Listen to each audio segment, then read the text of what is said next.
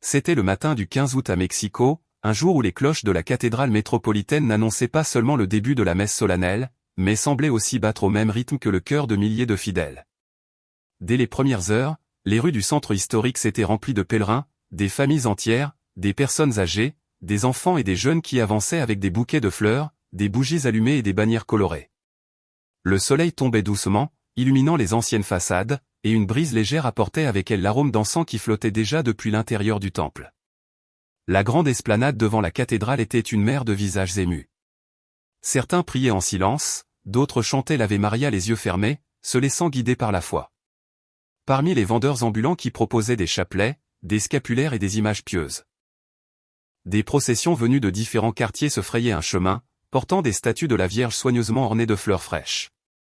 Mais, au milieu de cette foule festive, une silhouette attirait l'attention par son immobilité.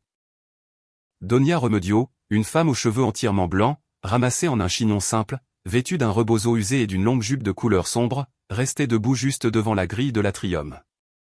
Ses mains ridées par des années de travail et le froid de tant de petits matins à vendre des tamales, serraient fermement un vieux chapelet.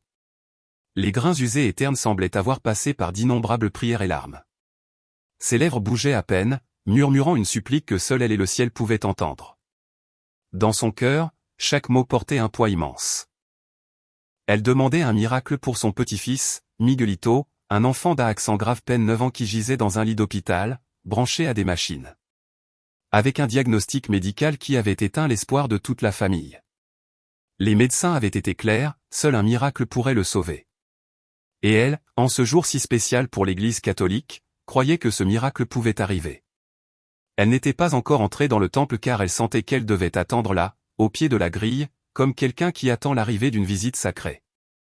Ses yeux, rougis par les pleurs de nuits entières sans dormir, se levaient de temps en temps vers l'imposante façade, cherchant dans chaque détail un signe, un geste, une lumière. Pendant ce temps, le tintement des cloches s'intensifia, annonçant que la procession avec la statue de la Vierge de l'Assomption était sur le point de sortir. Le murmure de la foule se transforma en un silence respectueux, et Donia Remedio, le cœur battant, serra encore plus son chapelet, comme si à cet instant elle touchait la main même de Marie. Donia Remedio avait 72 ans, et la vie, avec toutes ses épreuves, avait laissé des traces profondes sur son visage. Veuve depuis plus de 20 ans, elle vivait seule dans une petite chambre louée, dans une vecindad du quartier de Tepito, l'un des lieux les plus modestes et en même temps les plus durs de Mexico. Sa chambre, aux murs humides et à la peinture écaillée, avait à peine de la place pour un lit en métal, une table en bois boiteuse et un réchaud où elle faisait chauffer du café et préparait la pâte pour les tamales qu'elle vendait avant même le lever du soleil. Chaque matin, enveloppée dans son rebozo, elle sortait avec sa marmite sur l'épaule pour s'installer dans un coin du marché. L'arôme de ses tamales au poulet, au raja, lanière de piment, et sucré était sa carte de visite. Et bien qu'elle gagne à peine de quoi survivre. Elle ne manquait jamais de mettre de côté quelques pièces pour les bougies de l'autel de la Vierge dans sa chambre. Là, près d'une petite statue de plâtre déjà usée, elle allumait chaque nuit une lumière et murmurait des prières avec une foi qu'aucun coup de la vie n'avait réussi à briser. Son seul trésor au monde était Miguelito, son petit-fils de 9 ans. L'enfant, aux grands yeux et au sourire timide, était devenu orphelin de mère à la naissance. Son père, le fils de Donia Remedio, était parti à la recherche de travail et n'était jamais revenu. Depuis lors, l'aîné était devenu à la fois mère et grand-mère, prenant soin de lui avec une tendresse inépuisable. Mais la simple joie de cette vie partagée avait été brisée des mois auparavant, lorsque Miguelito commença à se fatiguer en marchant et à s'évanouir sans raison. Après plusieurs consultations et examens, les médecins donnèrent un diagnostic qui tomba comme la foudre, une grave maladie cardiaque qui progressait rapidement. « Nous ferons ce que nous pourrons, mais ces jours sont comptés », lui dirent-ils froidement. Depuis lors, chaque aube de Donia Remedio était marquée par une supplique et chaque nuit par des larmes silencieuses. Elle mangeait à peine, dépensant le peu qu'elle avait en médicaments et en trajet à l'hôpital. Le 15 août, fête de l'Assomption de la Vierge, devint pour elle la dernière espérance. Elle avait entendu depuis son enfance des histoires de miracles accordés à cette date, et maintenant, avec Miguelito s'accrochant à la vie, elle sentait que ce jour serait décisif. C'est pourquoi elle était là, devant la cathédrale métropolitaine, parmi des milliers de visages qui célébraient avec un cœur chargé, non de fête, mais d'une supplique désespérée. Les jours précédant la grande fête, Donia Remedio mena une véritable bataille contre le temps et la pauvreté. Son petit commerce de tamas lui permettait à peine d'acheter des haricots et des tortillas, mais cette semaine-là, presque sans s'en rendre compte, elle commença à sauter des repas. Elle économisait chaque peso avec un objectif clair, acheter un bouquet de fleurs blanches à offrir à la Vierge lors de la messe du 15 août. C'étaient des fleurs simples, des lys et des glaïeuls, mais pour elle, elles représentaient toute sa foi et sa gratitude. Les voisins, la voyant si mince et plus courbée que d'habitude, commencèrent à s'inquiéter.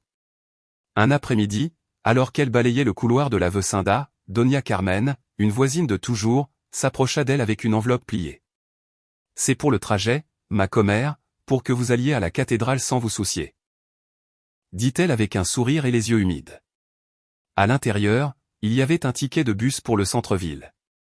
Doña Remedio le prit de main tremblante, comme si c'était un trésor, remerciant entre des murmures.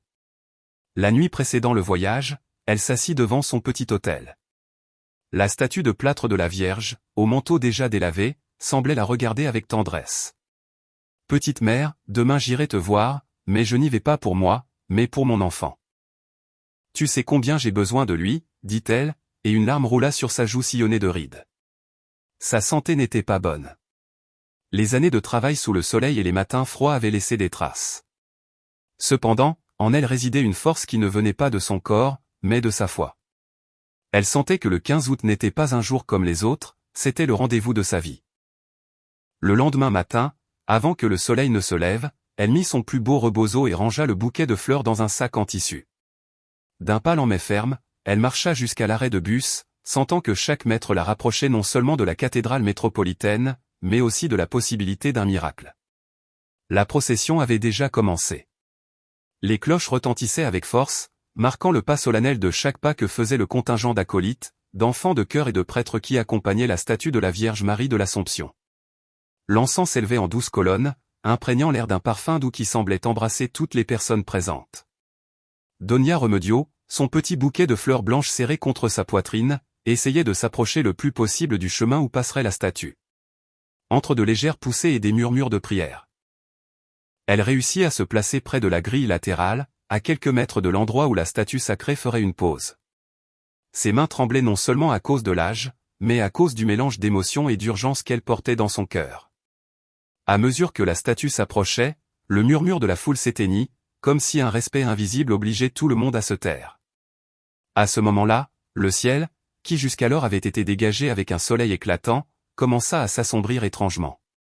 Ce n'étaient pas des nuages d'orage habituels, c'était une ombre profonde, presque bleutée, qui avançait sans vent, comme si quelqu'un avait étendu un manteau sur la ville.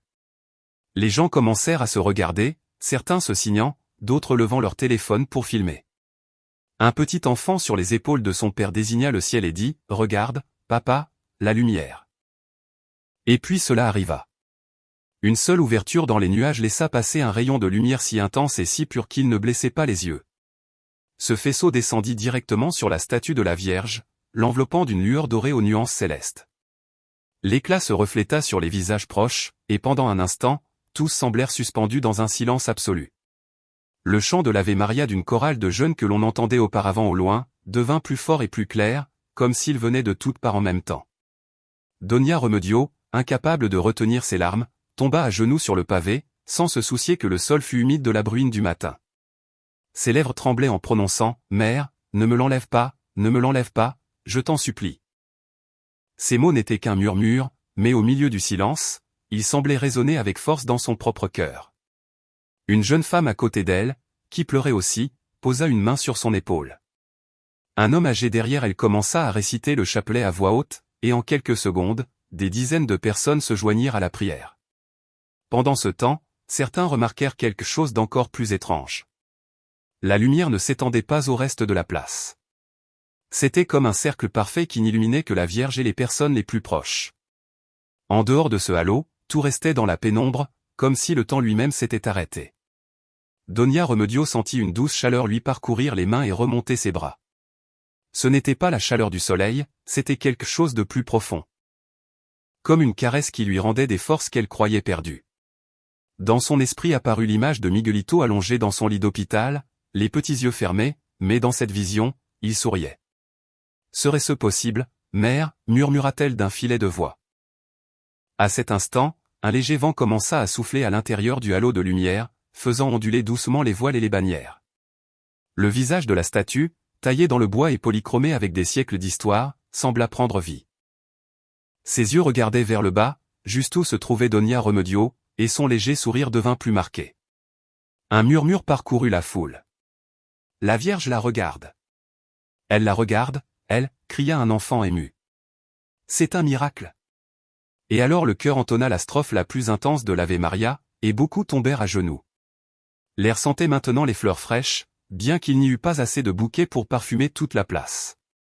Certains témoins jureront plus tard avoir entendu un doux murmure, presque maternel, entre les notes du chant.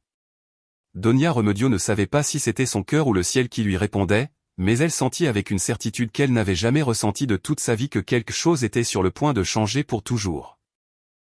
La lueur qui baignait la statue de la Vierge sembla s'intensifier, et au milieu de cette lumière, Donia Remedio sentit que le poids des années et des soucis s'évanouissait. Elle tenait le bouquet de fleurs dans une main. Mais dans l'autre, elle tenait son vieux chapelet, celui qu'elle avait hérité de sa mère et qui l'avait accompagnée dans les nuits de peur, les jours de faim et les moments de solitude.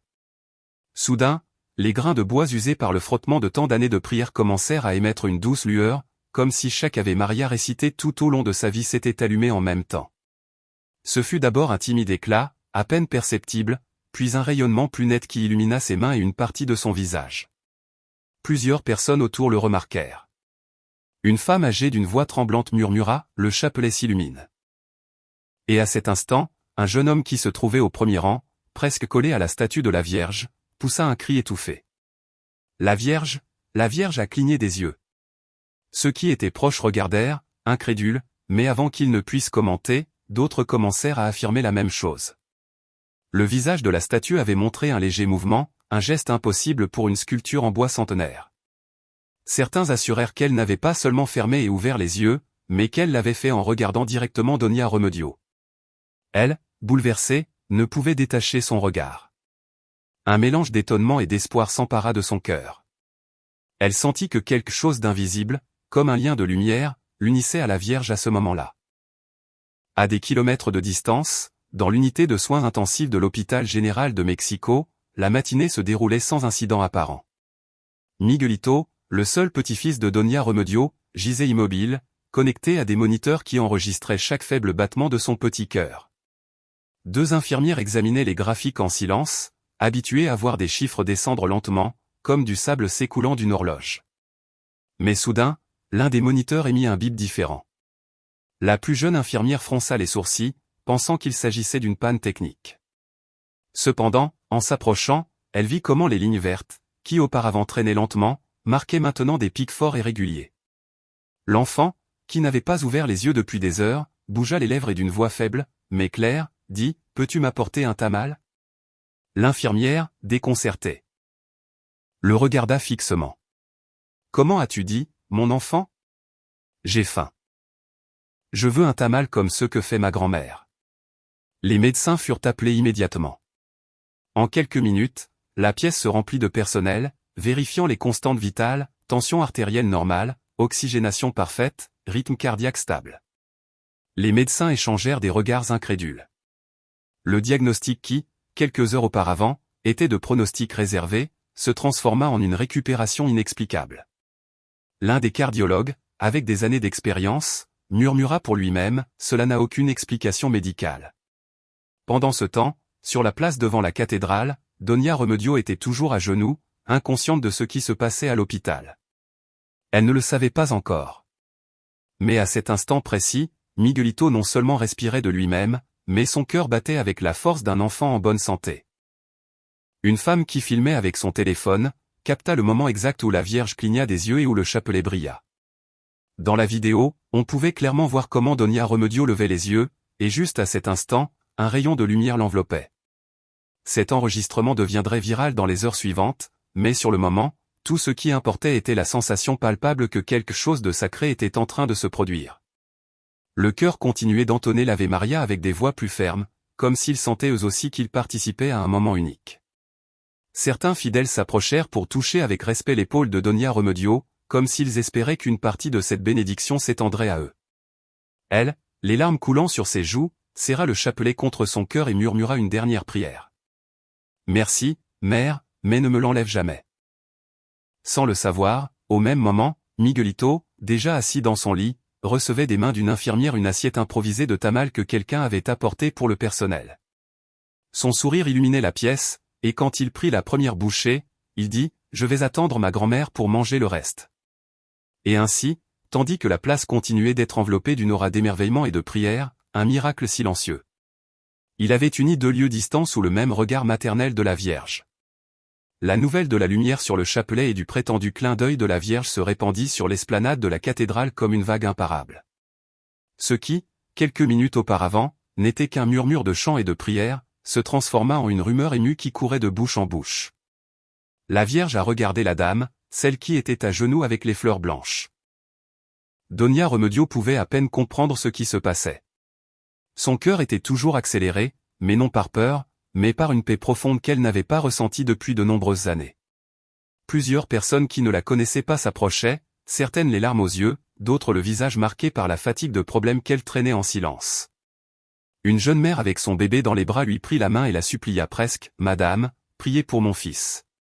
Il a de la fièvre depuis des jours et ne s'améliore pas ». Un vieil homme appuyé sur sa canne se pencha pour lui embrasser le front et dit « Vous avez la faveur de la Vierge.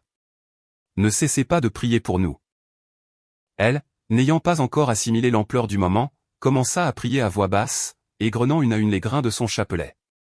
Sa voix tremblante, chargée de foi, se mêlait au son des cloches et aux sanglots de ceux qui s'agenouillaient autour d'elle. Peu à peu, le cercle de personnes s'agrandit. Certains étaient des fidèles habituels, d'autres admettaient n'être pas entrés dans une église depuis des années. Mais en voyant ce qui s'était passé et en écoutant les témoignages, ils ressentirent le besoin urgent de revenir. Un homme d'âge moyen avoua à voix haute « Je me suis éloigné de la foi car je pensais que Dieu m'avait oublié. Mais ce que j'ai vu aujourd'hui m'a fait comprendre que c'est l'inverse, c'est moi qui l'ai oublié. » Cette phrase fut comme une étincelle qui alluma des conversations entre inconnus. Les gens partageaient des histoires de maladies, de problèmes familiaux, de pertes irréparables, et pour la première fois depuis longtemps, ils le faisaient avec l'espoir que quelque chose de bon puisse arriver. Pendant ce temps, dans les rues proches, journalistes et caméramens couraient pour tenter de couvrir la nouvelle. Les premières images parurent dans les journaux télévisés locaux, et bientôt, les chaînes nationales s'en firent l'écho. Cependant, un détail laissa tout le monde déconcerté. Aucune caméra n'avait réussi à capter le moment exact où la lumière baigna la statue ou où le chapelet brilla. Dans les enregistrements, on voyait Donia Remedio à genoux et la foule autour, mais l'intensité de la lumière n'apparaissait pas la même que dans la réalité. Les techniciens vérifièrent encore et encore les fichiers sans trouver de défaut. C'était comme si cette partie de l'événement était réservée uniquement à ceux qui étaient présents. Mais cela ne freina pas l'impact. Les témoignages étaient si nombreux et cohérents que même ceux qui ne croyaient pas commencèrent à se poser des questions. Une jeune journaliste arrivée sur les lieux par affectation se retrouva à pleurer en interviewant les personnes présentes.